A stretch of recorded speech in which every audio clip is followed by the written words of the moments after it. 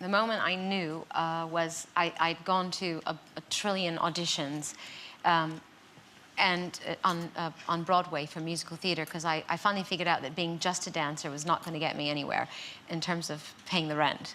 So then I decided, well, musical theatre, that's like a steady job. You get paid, union rates. So I started auditioning for musicals, and I could combine singing and dancing, although at the time I didn't have any interest in being a singer. Yes. So I started going to auditions and, of course, being rejected again because I was too short. All the women in the chorus were gigantic. Long legs. They're really long legs, and I was like a midget compared to them.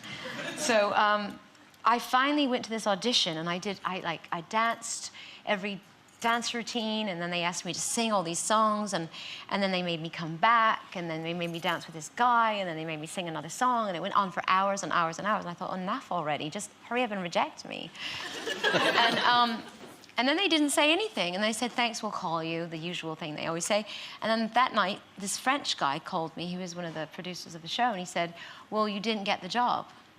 And I said, well, what are you calling me for then? He said, well, we want to make you a star. So, we think that you are really special. And I was like, you do? So they took me to Paris.